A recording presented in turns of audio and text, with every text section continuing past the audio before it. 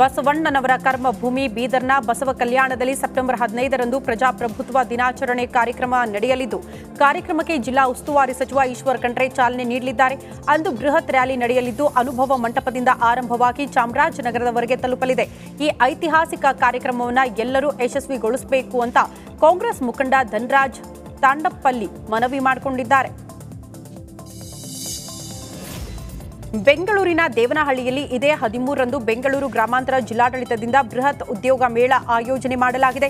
ಸುಮಾರು 17,000ಕ್ಕೂ ಹೆಚ್ಚು ನಿರುದ್ಯೋಗ ಯುವಕ ಯುವತಿಯರು ನೋಂದಣಿ ಮಾಡಿಕೊಂಡಿದ್ದಾರೆ. ದೇವನಹಳ್ಳಿಯ ಪದವಿ ಪೂರ್ವ ಕಾಲೇಜು ಮೈದಾನದಲ್ಲಿ ನಡೆಯಲಿರೋ ಬೃಹತ್ ಉದ್ಯೋಗ ಮೇಳದಲ್ಲಿ 5,000ಕ್ಕೂ ಹೆಚ್ಚು ಉದ್ಯೋಗಗಳನ್ನು ಸ್ಥಳದಲ್ಲೇ ಭರ್ತಿ ಮಾಡುವುದಕ್ಕೆ ಪ್ಲಾನ್ ನಡೆಸಲಾಗಿದ್ದು, 150ಕ್ಕೂ ಹೆಚ್ಚು ಕಂಪನಿಗಳು ಭಾಗಿಯಾಗಲಿದೆ. ಕಳೆದ ಬಾರಿ ಈದ್ ಮಿಲಾದ್ ಮೆರವಣಿಗೆ ವೇಳೆ ಕಲ್ಲು ತೂರಾಟ ನಡೆದು ಅಶಾಂತಿ ಮೂಡಿಸಿದ್ದ ಶಿವಮೊಗ್ಗದ ರಾಖಿಗುಡ್ಡ ಈಗ ಫುಲ್ ಚೇಂಜ್ ಆಗಿಬಿಟ್ಟಿದೆ. ಬಡಾವಣೆಯಲ್ಲಿ ಈ ಬಾರಿ ಪ್ರತಿಷ್ಠಾಪನೆ ಮಾಡಲಾಗಿರುವ ಗಣೇಶ ಮೂರ್ತಿಗಳಿಗೆ ಹಿಂದೂ ಹಾಗೂ ಮುಸ್ಲಿಂ ಸಮಾಜದ ಮುಖಂಡರು ಒಟ್ಟಾಗಿ ಪೂಜೆ ಸಲ್ಲಿಸಿದ್ದಾರೆ. ಈ ಮೂಲಕ ಸೌಹಾರ್ದತೆ ಭಾವೈಕ್ಯತೆಯ ಸಂದೇಶ ಸಾರಿದ್ದಾರೆ. ಈ ವೇಳೆ ರಾಖಿಗುಡ್ಡ ಶಾಂತಿ ಪಡೆ ಸಮಿತಿ ಸದಸ್ಯರು, ಪೊಲೀಸ್ ಅಧಿಕಾರಿ, ಸಿಬ್ಬಂದಿಗಳು ಉಪಸ್ಥಿತರಿದ್ದರು. ಕಲಬುರಗಿಯ ಹುಮ್ನಾಬಾದ್ ರಸ್ತೆಯಲ್ಲಿರುವ ಬೈಕ್ ಶೋರೂಮ್ ಧಗಧಗನೆ ಹೊತ್ತಿ ಉರಿದಿದೆ. ಆರಂಭದಲ್ಲಿ ಎಲ್ಲರೂ ಶಾರ್ಟ್ ಸರ್ಕ್ಯೂಟ್ನಿಂದ ಬೆಂಕಿ ತಗುಲಿರಬಹುದು ಅಂತ ಅಂದುಕೊಂಡಿದ್ರು. ಆದರೆ ಪೊಲೀಸರ ತನಿಖೆ ವೇಳೆ ನೈಜ ಕಾರಣ ಬೆಳಕಿಗೆ ಬಂದಿದೆ. ಎಲೆಕ್ಟ್ರಿಕ್ ಬೈಕ್ ಸರಿಯಾಗಿ ರಿಪೇರಿ ಮಾಡಿಲ್ಲ ಅಂತ ಮೊಹಮ್ಮದ್ ನದೀಂ ಬೆಂಕಿ ಹಚ್ಚಿರೋದಾಗಿ ತಿಳಿದು ಬಂದಿದೆ. ಸದ್ಯ ಆರೋಪಿಯನ್ನು ವಶಕ್ಕೆ ಪಡೆದು ಪೊಲೀಸರು ವಿಚಾರಣೆ ನಡೆಸುತ್ತಿದ್ದಾರೆ. ನಿಯಂತ್ರಣ ತಪ್ಪಿ ಟ್ರ್ಯಾಕ್ಟರ್ ಹಳ್ಳಕ್ಕೆ ಬಿದ್ದಿದೆ. ಗದಗ ಜಿಲ್ಲೆ ಮುಂಡರಗಿ ತಾಲೂಕಿನ ಬೆಣ್ಣೆಹಳ್ಳ ಹಾಗೂ ನಾಗರಹಳ್ಳಿ ಮಾರ್ಗ ಮಧ್ಯೆ ಈ ಘಟನೆ ನಡೆದಿದೆ. ಟ್ರ್ಯಾಕ್ಟರ್ ಚಾಲಕ ಮಹೇಶ್ ಸೇರಿ ಕೆಲವರಿಗೆ ಸಣ್ಣ ಪುಟ್ಟ ಗಾಯವಾಗಿದೆ. ಕಳೆದ ವಾರವಷ್ಟೇ ಬೈಕ್ ಸವಾರನೋರ್ವನನ್ನ ಇದೇ ಜಾಗದಲ್ಲಿ ಬಿದ್ದು ಮೃತಪಟ್ಟಿದ್ದ. ಇಷ್ಟೆಲ್ಲ ಅವಘಡಕ್ಕೆ ಕಾರಣವಾದ ಸೇತುವೆ ದುರಸ್ತಿಗೊಳಿಸಿಲ್ಲ ಅಂತ ಅಧಿಕಾರಿಗಳ ವಿರುದ್ಧ ಸ್ಥಳೀಯರು ಆಕ್ರೋಶ ಹೊರಹಾಕಿದ್ದಾರೆ. ಸಾಮಾನ್ಯವಾಗಿ ಮದುವೆ, ವಾರ್ಷಿಕೋತ್ಸವ, ಮಕ್ಕಳ ಹುಟ್ಟುಹಬ್ಬವನ್ನು ಆಚರಿಸೋದು ನೋಡಿದ್ದೇವೆ. ಆದರೆ ಚಿಕ್ಕೋಡಿಯ ರೈತನೋರ್ವ ತನ್ನ ಟ್ರ್ಯಾಕ್ಟರ್ಗೆ 25 ವರ್ಷ ತುಂಬಿರುವ ಹಿನ್ನೆಲೆಯಲ್ಲಿ ವಾರ್ಷಿಕೋತ್ಸವವನ್ನು ಅದ್ದೂರಿಯಾಗಿ ಮಾಡಿದ್ದಾರೆ. ಬೆಳಗಾವಿಯ ಅಲಕನೂರು ಗ್ರಾಮದಲ್ಲಿ ಭವ್ಯ ಶಾಮಿಯಾನ ಹಾಕಿಸಿ ಮಠಾಧೀಶರನ್ನ ಕರೆಸಿ ಅದ್ದೂರಿಯಾಗಿ ಆಚರಣೆ ಮಾಡಿದ್ದಾರೆ. ಅಜ್ಜಪ್ಪ ಹಟ್ಟಿಮನಿ ಎಂಬ ರೈತ ಈ ಟ್ರ್ಯಾಕ್ಟರ್ ಖರೀದಿ ಮಾಡಿದ್ದಾಗ ಕಡು ಬಡವರಾಗಿದ್ರಂತೆ. ಈಗ 4 ಟ್ರ್ಯಾಕ್ಟರ್ಗಳ ಮಾಲೀಕರಾಗಿದ್ದಾರೆ. ಇದರ ಜೊತೆಗೆ ಅಜ್ಜಪ್ಪ ಹಟ್ಟಿಮನಿ ತನ್ನ ಜೊತೆ ದುಡಿದ ಕಾರ್ಮಿಕರಿಗೆ ಸನ್ಮಾನ ಮಾಡಿದ್ದಾರೆ. ಸಹಾಯ ಮಾಡೋ ನೆಪದಲ್ಲಿ ಕಳ್ಳನೋರ್ವ ಬ್ಯಾಗ್ ಕದ್ದು ಪರಾರಿಯಾಗಿದ್ದಾನೆ. ಆಕ್ಸಿಡೆಂಟ್ ಆಗಿದ್ದ ಕಾರಿನಿಂದ ಕಳ್ಳ ಬ್ಯಾಗ್ ಎಗರಿಸಿದ್ದಾನೆ. ಯಶವಂತಪುರ ಠಾಣೆ ವ್ಯಾಪ್ತಿಯ ಕಂಠೀರವ ಸ್ಟುಡಿಯೋ ಸಮೀಪದ ಮುಖ್ಯ ರಸ್ತೆಯಲ್ಲಿ ಘಟನೆ ನಡೆದಿದೆ. ಕಾರು ನಿಯಂತ್ರಣ ತಪ್ಪಿ ಡಿವೈಡರ್ಗೆ ಡಿಕ್ಕಿಯಾಗಿತ್ತು. ಆ ವೇಳೆ ಕಾರ್ನಲ್ಲಿದ್ದವರ ಸಹಾಯಕ್ಕೆ ಬಂದ ವ್ಯಕ್ತಿ 5,000 ನಗದು, ಕೆಲ ಮಹತ್ವದ ದಾಖಲೆ ಇದ್ದ ಬ್ಯಾಗ್ ಕದ್ದು ವ್ಯಕ್ತಿ ಪರಾರಿಯಾಗಿದ್ದ. ಹುಬ್ಬಳ್ಳಿಯಲ್ಲಿ ಟೋಲ್ ಡಿವೈಡರ್ಗೆ ಕಾರು ಡಿಕ್ಕಿಯಾಗಿ ಮಗು ಮೃತಪಟ್ಟಿದೆ. ಹುಬ್ಬಳ್ಳಿ ಗದಗ ರಸ್ತೆಯಲ್ಲಿ ಈ ಘಟನೆ ನಡೆದಿದೆ. ವೇಗವಾಗಿ ಬಂದ ಕಾರು ನಿಯಂತ್ರಣ ತಪ್ಪಿ ಟೋಲ್ ಡಿವೈಡರ್ಗೆ ಡಿಕ್ಕಿ ಹೊಡೆದಿದೆ. ಕಾರ್ನಲ್ಲಿದ್ದ 4ವರಿಗೆ ಗಂಭೀರ ಗಾಯವಾಗಿದ್ದು ಚಿಕಿತ್ಸೆ ಫಲಕಾರಿಯಾಗದೆ ಆಸ್ಪತ್ರೆಯಲ್ಲಿ 3 ತಿಂಗಳ ಹಸುಗೂಸು ಮೃತಪಟ್ಟಿದೆ. ವೀರೇಶ್ ಸಜ್ಜನ್ ಸೇರಿದಂತೆ 3 ಗಂಭೀರವಾಗಿ ಗಾಯಗೊಂಡಿದ್ದು ಕಿಮ್ಸ್ ಆಸ್ಪತ್ರೆಗೆ ದಾಖಲಿಸಿ ಚಿಕಿತ್ಸೆ ನೀಡಲಾಗುತ್ತಿದೆ. ಅರಣ್ಯ ಒತ್ತುವರಿ ತೆರವು ಖಂಡಿಸಿ ಕಳಸಾ ತಾಲೂಕು ಬಂದ್ ಆಗಿದೆ. ಬೆಳಗ್ಗೆ 8 ಗಂಟೆಯಿಂದ ಸಂಜೆ 6 ಗಂಟೆ ತನಕ ಕಳಸಾ ಬಂದ್ ಮಾಡುವಂತೆ ರೈತ ಸಂಘಟನೆಗಳು ಕರೆ ನೀಡಿದೆ. ರೈತರ ಹೋರಾಟಕ್ಕೆ ಸರ್ವ ಪಕ್ಷಗಳ ಬೆಂಬಲ ಇದ್ದು, ರಾಜ್ಯ ಸರ್ಕಾರದ ವಿರುದ್ಧ ಕಾಫಿ ಬೆಳೆಗಾರರು ತೀವ್ರ ಆಕ್ರೋಶ ವ್ಯಕ್ತಪಡಿಸಿದ್ದಾರೆ. ಕಳಸಾ ತಾಲೂಕು ಒತ್ತುವರಿ ಹೋರಾಟ ಸಮಿತಿ ನೇತೃತ್ವದಲ್ಲಿ ಬೃಹತ್ ರ್ಯಾಲಿ ಹಮ್ಮಿಕೊಳ್ಳಲಾಗಿದ್ದು, ತಾಲೂಕಿನಾದ್ಯಂತ ಪೊಲೀಸ್ ಬಿಗಿ ಬಂದೋಬಸ್ತ್ ಕೈಗೊಳ್ಳಲಾಗಿದೆ. ಕೊಪ್ಪಳದ ಗಂಗಾವತಿಯಲ್ಲಿ ಚಿರತೆ ಕಾಣಿಸಿಕೊಂಡಿದ್ದು ಜನ ಆತಂಕಗೊಂಡಿದ್ದಾರೆ. ಪಂಪಾ ಸರೋವರದ ವಿಜಯಲಕ್ಷ್ಮೀ ದೇವಿ ದೇವಸ್ಥಾನದ ಎದುರು ಮಲಗಿದ್ದ ನಾಯಿಯನ್ನ ಚಿರತೆ ಎಳೆದೊಯ್ದಿದೆ. ಈ ಭಯಾನಕ ದೃಶ್ಯ ಸಿಸಿ ಕ್ಯಾಮೆರಾದಲ್ಲಿ ಸೆರೆಯಾಗಿದೆ. ಈ ದೇಗುಲಕ್ಕೆ ಪ್ರತಿನಿತ್ಯ ಸಾವಿರಾರು ಭಕ್ತರು ಆಗಮಿಸುತ್ತಾರೆ. ಈಗ ಚಿರತೆ ಓಡಾಟದಿಂದ ಭಕ್ತರಲ್ಲಿ ಆತಂಕ ಶುರುವಾಗಿದೆ. ರಾಣಿ ಚಿತ್ರದ ನಾಯಕ ಕಿರಣ್ ರಾಜ್ ಕಾರು ಅಪಘಾತಕ್ಕೀಡಾಗಿದೆ. ಕೆಂಗೇರಿ ಬಳಿ ಡಿವೈಡರ್ಗೆ ಡಿಕ್ಕಿಯಾಗಿ ಕಾರು ಪೂರ್ತಿ ಜಖಂ ಆಗಿದೆ. ಇಂದು ಮುಂಜಾನೆ ಈ ಘಟನೆ ನಡೆದಿದ್ದು ಕಿರಣ್ ರಾಜ್ ಎದೆ ಭಾಗಕ್ಕೆ ಭಾರಿ ಪೆಟ್ಟು ಬಿದ್ದಿದೆ. ಸದ್ಯ ಕೆಂಗೇರಿ ಹತ್ತಿರ ಖಾಸಗಿ ಆಸ್ಪತ್ರೆಯಲ್ಲಿ ನಟ ಕಿರಣ್ ರಾಜ್ ಚಿಕಿತ್ಸೆ ನೀಡಲಾಗ್ತಾ ಇದೆ.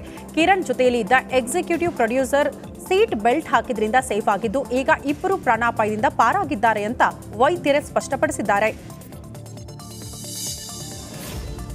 ದೊಡ್ಡಬಳ್ಳಾಪುರದ ಹೊಸಹುಡ್ಡಿಯ ಗೇಟ್ ಬಳಿ ಭೀಕರ ಅಪಘಾತವಾಗಿದೆ. ಕಾರು ಮತ್ತು ಬೈಕ್ ನಡುವೆ ಡಿಕ್ಕಿಯಾಗಿ ಜಿಮ್ ಟ್ರೈನರ್ ಸ್ಥಳದಲ್ಲೇ ಮೃತಪಟ್ಟಿದ್ದಾರೆ. ಮೃತ ಬೈಕ್ ಸವಾರ ಉತ್ತರ ಪ್ರದೇಶ ಮೂಲದ ಪ್ರದೀಪ್ ಅಂತ ಹೇಳಲಾಗ್ತಾ ಇದ್ದು, ಮಾರಸಂದ್ರದಲ್ಲಿ ಜಿಮ್ ಟ್ರೈನರ್ ಆಗಿದ್ದ. ಘಟನೆಯಲ್ಲಿ ಮತ್ತೋರ್ವ ರೋಹಿತ್ ಠಾಕೂರ್ಗೆ ಗಂಭೀರ ಗಾಯವಾಗಿದ್ದು ದೊಡ್ಡಬಳ್ಳಾಪುರ ಸಾರ್ವಜನಿಕ ಆಸ್ಪತ್ರೆಗೆ ದಾಖಲಿಸಿ ಚಿಕಿತ್ಸೆ ನೀಡಲಾಗ್ತಾ ಇದೆ. ಸಿಲಿಕಾನ್ ಸಿಟಿ ಬೆಂಗಳೂರಿನಲ್ಲಿ ಪುಂಡರ ಪುಂಡಾಟ ಮಿತಿ ಮೀರಿಬಿಟ್ಟಿದೆ. ಪಾರ್ಕ್ನಲ್ಲಿ ಮಹಿಳೆಯರು ವಾಕಿಂಗ್ ಮಾಡುವಾಗ ಹಿಂದೆಯಿಂದ ಬಂದು ಕಿರಿಕ್ ಮಾಡಿ ಎಸ್ಕೇಪ್ ಆಗ್ತಿದ್ದ ಆರೋಪಿ ಪಾಂಡುದೊರೈ ಅರೆಸ್ಟ್ ಆಗಿದ್ದಾನೆ. ಯುವತಿಯ ಸಂಬಂಧಿ ಪಾಂಡುದೊರೈನನ್ನ ಬೈಕ್ನಲ್ಲಿ ಚೇಸ್ ಮಾಡಿದ ವಿಡಿಯೋ ಆಧರಿಸಿ ಚನ್ನಮ್ಮನಕೆರೆ ಅಚ್ಚುಕಟ್ಟು ಠಾಣೆಯ ಪೊಲೀಸರು ಆರೋಪಿಯನ್ನ ಬಂಧಿಸಿದ್ದಾರೆ. ತೆಂಗಿನಕಾಯಿ ಕೀಳುವಾಗ ವಿದ್ಯುತ್ ತಗುಲಿ ಕೂಲಿ ಕಾರ್ಮಿಕ ಸ್ಥಳದಲ್ಲೇ ಮೃತಪಟ್ಟಿದ್ದಾರೆ. ತುಮಕೂರಿನ ಮಲ್ಲಸಂದ್ರ ಬಳಿಯ ಅದಲಾಪುರ ಗ್ರಾಮದಲ್ಲಿ ಈ ದುರ್ಘಟನೆ ಸಂಭವಿಸಿದೆ. 24 ವರ್ಷದ ಮದನ್ ಎಂಬ ಕೂಲಿ ಕಾರ್ಮಿಕ ಬಲಿಯಾಗಿದ್ದಾನೆ. ಸದ್ಯ ಸ್ಥಳಕ್ಕೆ ತುಮಕೂರು ಗ್ರಾಮಾಂತರ ಠಾಣೆ ಪೊಲೀಸರು ಭೇಟಿ ನೀಡಿ ಪರಿಶೀಲನೆ ಮಾಡಿದ್ದಾರೆ. ಜೊತೆಗೆ ಈ ಘಟನೆ ಸಂಬಂಧ ತುಮಕೂರು ಗ್ರಾಮಾಂತರ ಪೊಲೀಸ್ ಠಾಣೆಯಲ್ಲಿ ಪ್ರಕರಣ ದಾಖಲಾಗಿದೆ.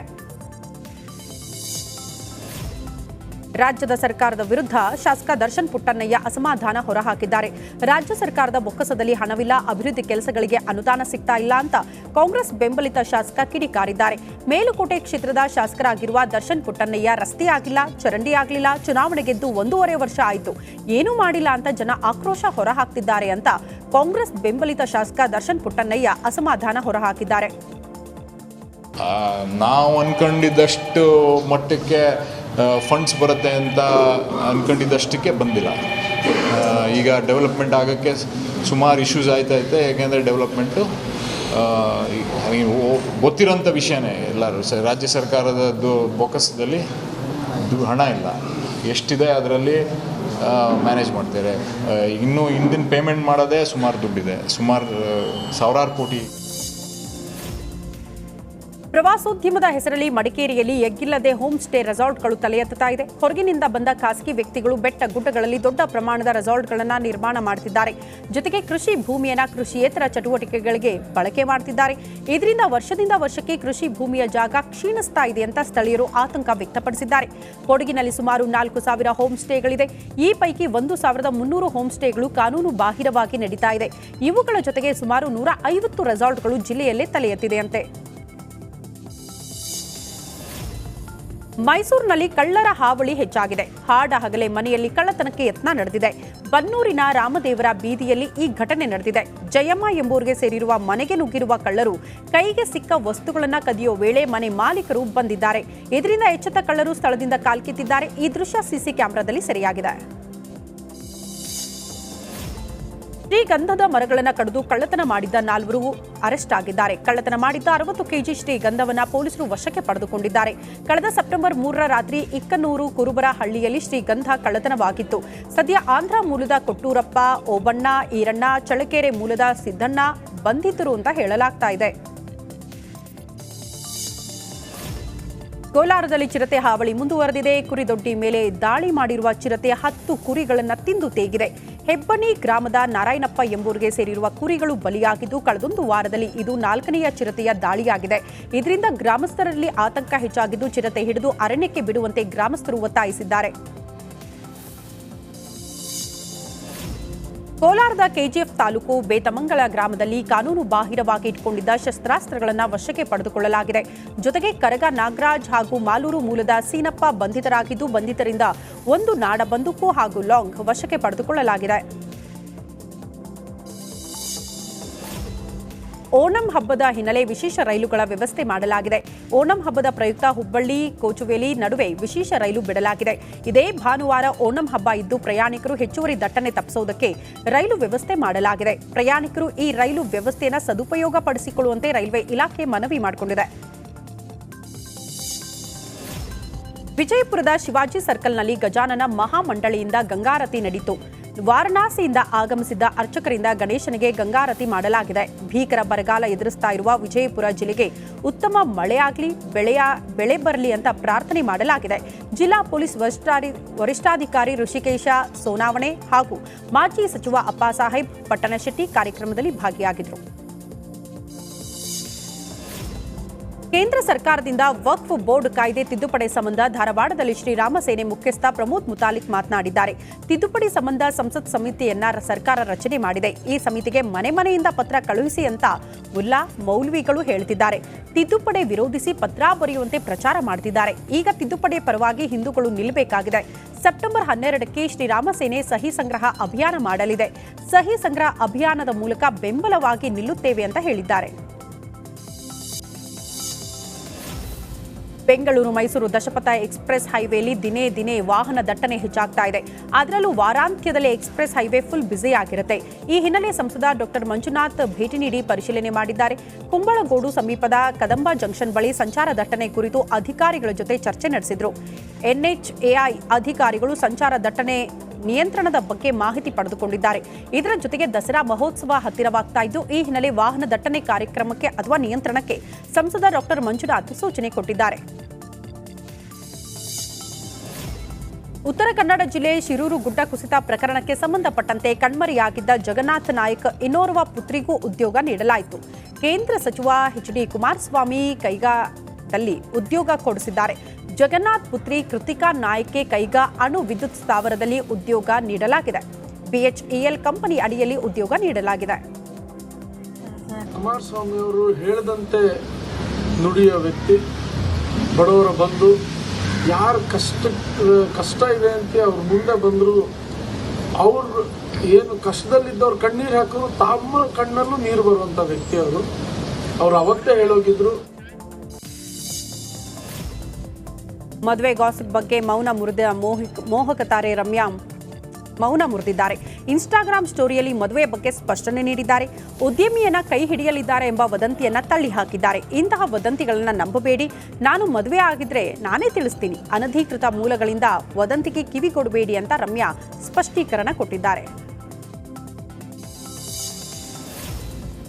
ಕುಡಿಯುವ ನೀರು ಪೂರೈಸದ ಅಧಿಕಾರಿಗಳ ವಿರುದ್ಧ ಜನ ರೊಚ್ಚಿಗೆದ್ದಿದ್ದಾರೆ. ಗದಗ ಜಿಲ್ಲೆ ಮಹಿಳೆಯರು ಪುರಸಭೆ ಮುತ್ತಿಗೆ ಹಾಕಿ ಅಧಿಕಾರಿಗಳಿಗೆ ಕ್ಲಾಸ್ ತೆಗೆದುಕೊಂಡಿದ್ದಾರೆ.